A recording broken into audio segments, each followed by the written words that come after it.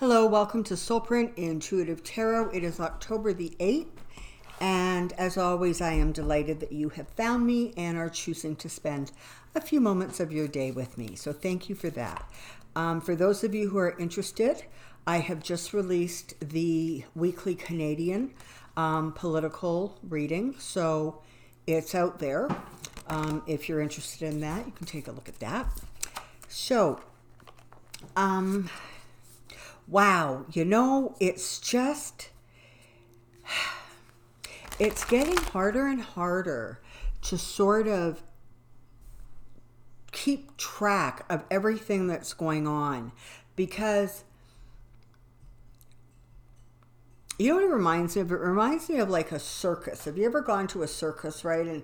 And there's that big center kind of ring, and you've got, jumping horses over here and flying pigs over there and quacking ducks and a clown running around scaring the little kids. So there's all of these different components going on sort of simultaneously all at once. And it's making it really, really difficult to kind of keep track. So some of the highlights, right?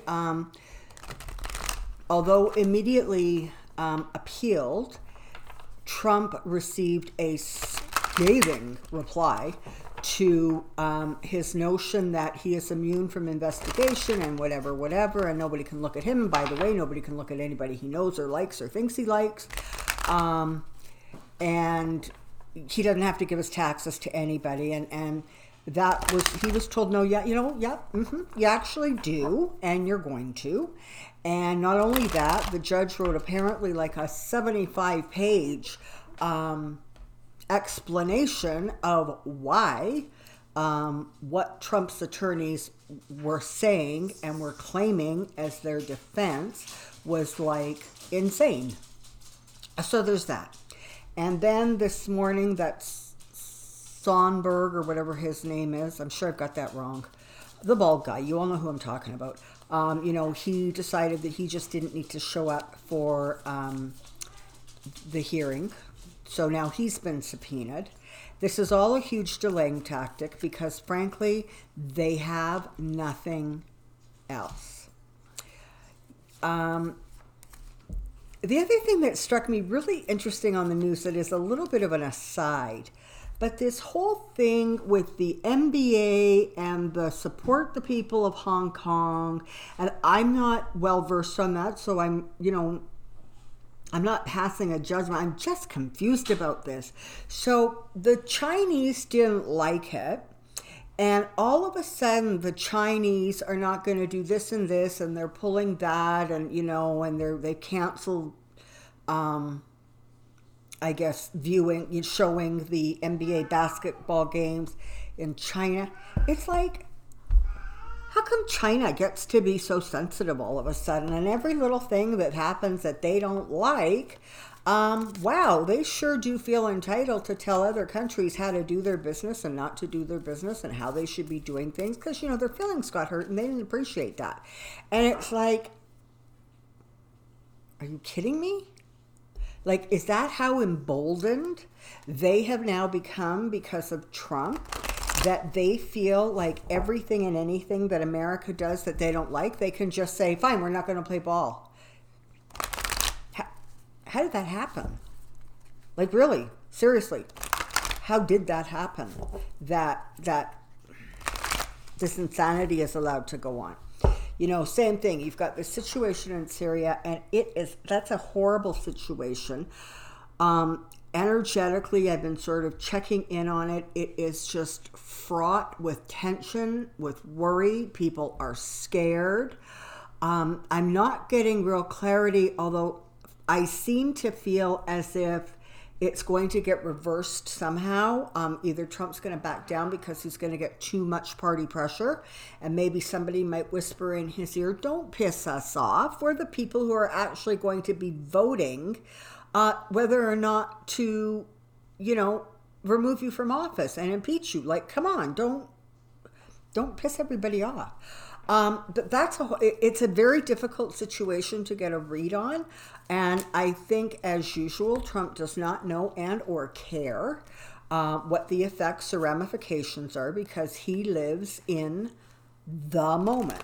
And Erdogan said, you know, really, I want to go after the Kurds. And he went, oh, okay, that's fine. Who cares if the Kurds have been fighting, you know, beside us for years? And like, he doesn't get it. He doesn't understand.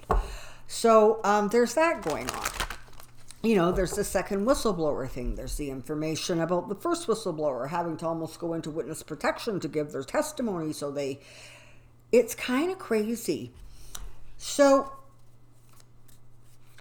today I thought I would take a look at kind of three people who are pulling a lot of strings, have frankly a lot of explaining to do, and don't seem to be they're not being put in a position where they actually have to do any explaining. And that, of course, is a huge, huge concern. So my top three in that category boil down to Mulvaney, Pompeo, and Barr. Okay, so you've got Mick Mulvaney, who is he's not only the chief of staff, but he is also in charge of that the budgetary office. So they were the ones who would have received the orders to stop or slow down or whatever happened there. That relief money for Ukraine. That's his baby. You've got Pompeo, who is breaking laws every time he breathes because, you know, he just wants to and feels like it. And so that he's dangerous. And of course, you've got Barr, who's out traveling the world trying to convince other countries to create dirt where dirt doesn't exist to stay in favor with the state. So, you know, this is an unholy mess already.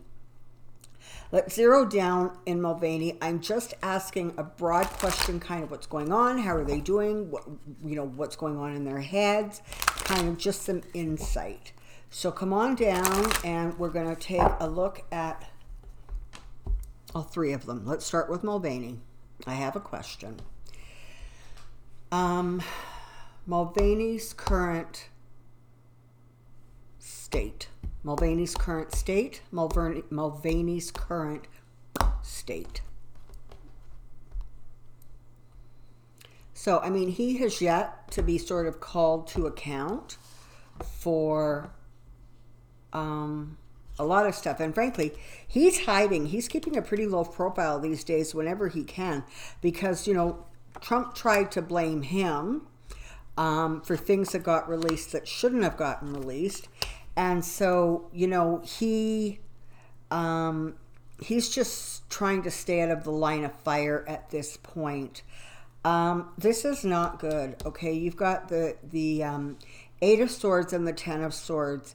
And, you know, in this reading, and typically this card talks about commerce, business arrangement, business deals, that kind of thing. So it's not looking like a good ending for Mulvaney. I'm not sure exactly how that's going to unfold, but certainly at this point he feels trapped.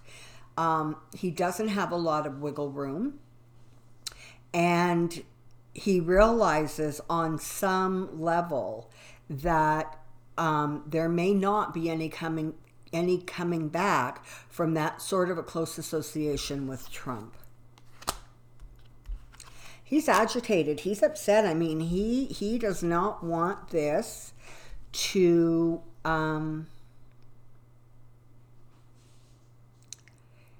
he just doesn't want this in his life, right? And that's too bad because he brought it into his life. You know, he's dealing with a volatile Trump. He's dealing with his own emotions sort of being a little bit all over the map because he never knows who he's sort of protecting himself against. You know, one minute it's a House committee and the next minute it's literally Trump.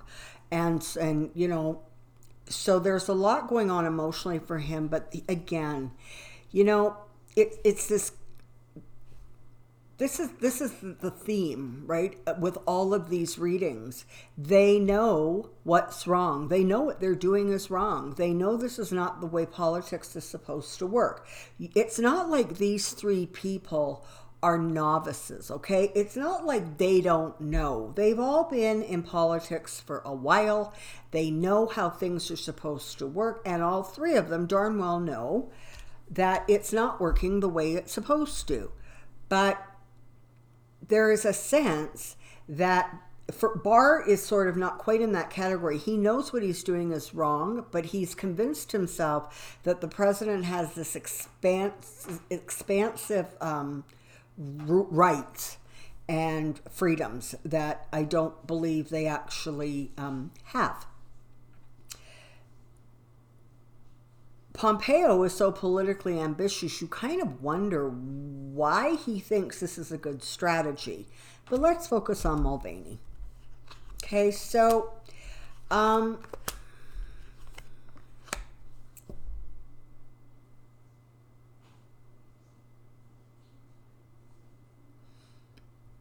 there's going to be some more information coming out.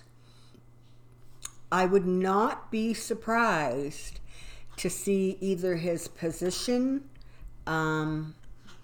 diminished or reduced.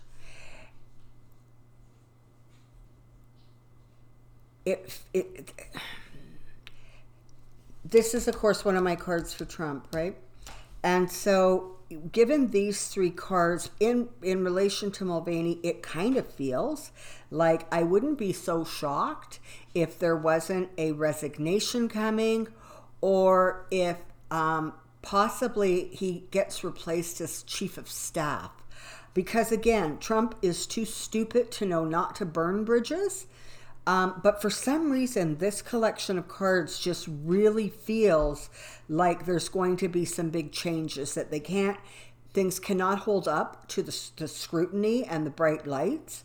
And Trump is going to push and push until at some point he may actually break away and say, I enough, just enough. And like the other two, Pompeo and Barr, there literally has been a promise made by Trump that you carry water for me, you do what I want you to do, because you know what? The truth isn't going to come out, and I have a whole lot of power, and I am going to make or break you. It really is that simple. And these people are scared, which boggles my mind, because I don't understand how can they be scared for a reputation that simply by virtue of doing what they do every day, they have already destroyed their reputation. But I don't know. The political maneuverings that are going on now are insane. They're just insane. Things are spinning so far out of control so fast that it's just confusing to sort of even keep track of it all. So we'll see if Mick Mulvaney at some point either has his position changed, altered, or if he decides that it's time to leave. Or, there could just be another huge blowout by Trump, blaming him for everything under the sun, including, the color of grass. So there's that. But so that's looking like a really influx situation. So I'm not quite sure, honestly, I'm not quite sure what that's about. Okay, let's take a look at Pompeo. Mike Pompeo State, Mike Pompeo State, Mike Pompeo State.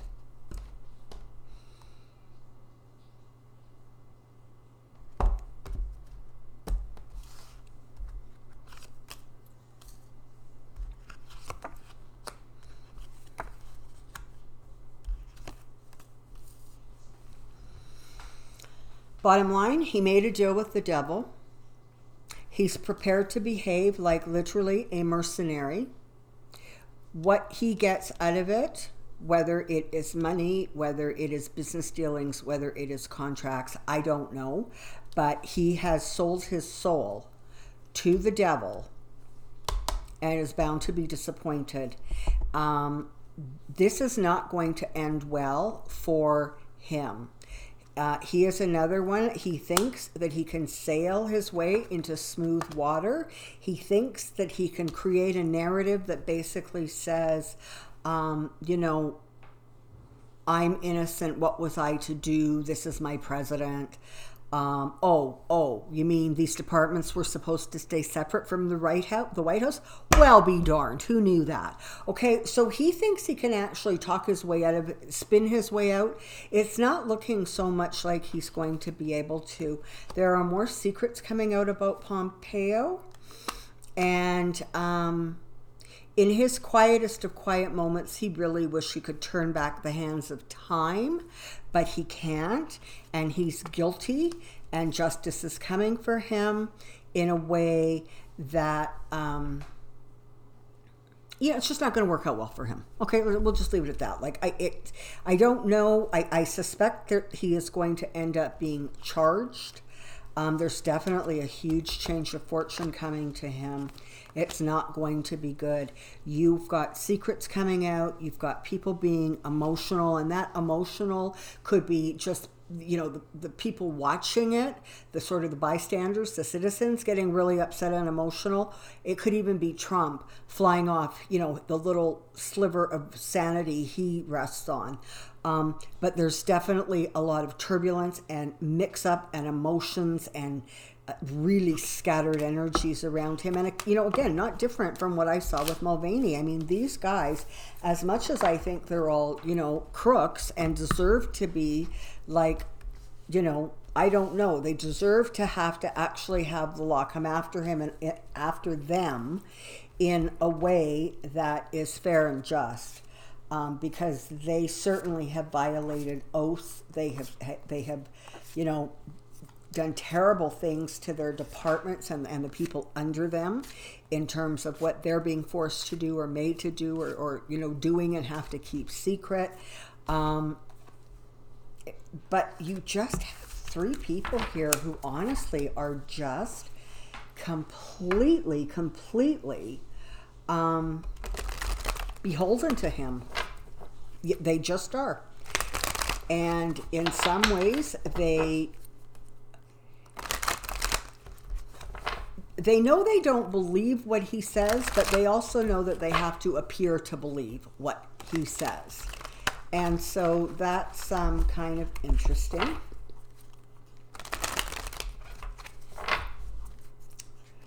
Okay.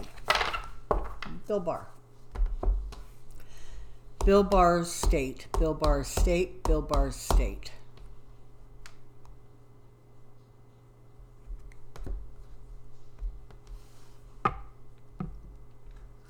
In many ways, I see him being in the most amount of trouble going forward.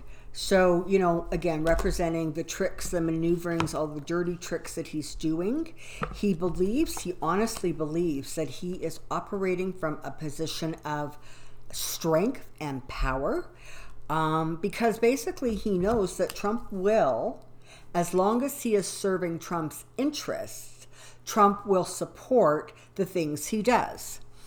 And there's just there's going to be a lot of attention that comes down on him, and he's not going to actually have a way to explain his actions that make honestly any legal or even logical sense. So at some point, either he is going to need to recuse himself. More than that, he's going to need to resign. And if that doesn't happen, at some point, there's going to be explanations that are demanded about why and how he so completely corrupted the Justice Department, and, what the heck was going on there. He's going to have to answer for this. On the one hand, he's running around the world trying to get other countries to do these investigations because they're scared of Joe Biden. But interestingly, in some ways, he's trying to keep a really low profile. And for right now, like I say, he actually believes that he is in a position of power and he can get away with this. And it's not looking so much like that's going to happen. The average person who doesn't watch news 24/7 can understand the basics of what is going on here. You have corruption at the highest levels in many, many directions. And the American people are getting tired of it. And if any of you watched Rachel Maddow last night, it was really interesting because she was talking about how Trump has started to use the word corruption over and over and over and over and over again in a way almost literally to reduce the negative connotation or the impact of the word itself, so that if he says, and he, saying, the same thing happened with, as far as I'm concerned, the no collusion, no whatever. I mean, those words just got used so often that they actually didn't have any meaning kind of towards the end. They conflated them with other words, and that's exactly the same game plan here. I mean, that's the thing you have to realize is Trump only has one strategy, and the bottom line is that everything he does is connected to commerce, connected to his own pockets, connected to what he is trying to gain for himself. That level of corruption is going to continue to become amplified. Oh, Jerry seems to have a lot to say about this. Hey, kitty cat.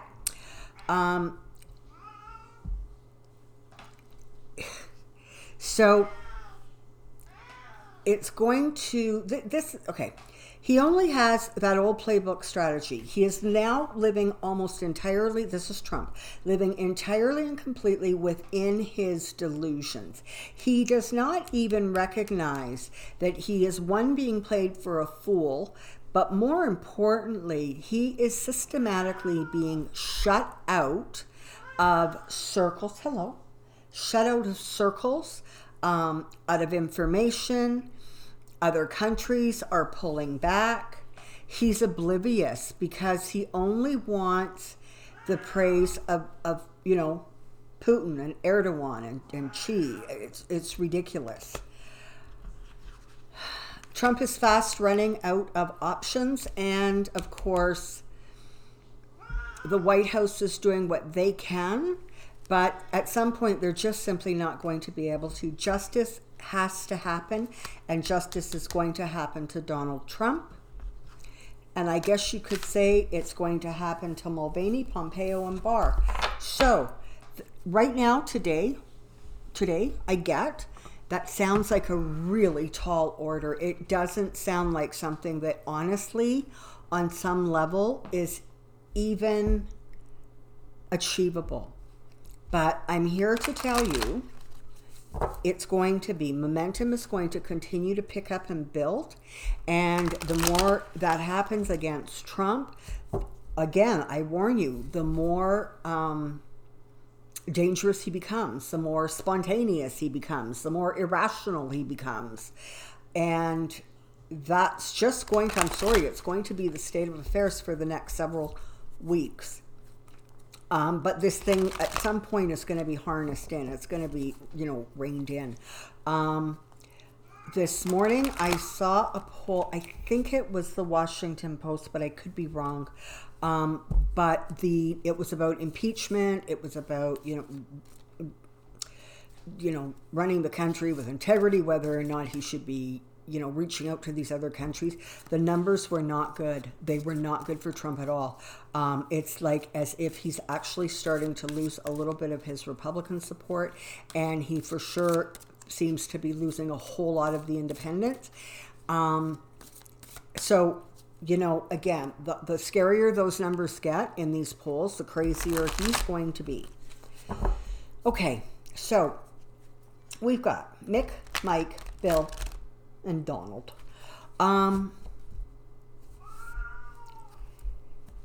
This is the thing about karma. It always comes back. It always comes around. You're given the opportunity to make new choices, different choices, better choices. You don't make them, the situation gets bigger, and it comes around again. You still don't make them, bigger, and it comes around again. You're always given multiple choices to make the right choice or the better choice. And in this instance, the 4 of them appear completely corrupted. And so is karma going to come back and get them? You bet it will. We're just not sure how, and we're just not sure when. But take comfort from the fact that what goes around indeed does come around. Okay, so that's today's little just quick scan over those 4 people. Trump was not intended, but he always wiggles his way in there somehow anyways because he's so deranged. Okay, so thank you for your support, your kindness, your generosity, all of it. It's brilliant, and I'm so grateful. So thank you very, very much. And I think that's it. Until next time, take care, be well, and we'll see you really soon. Bye.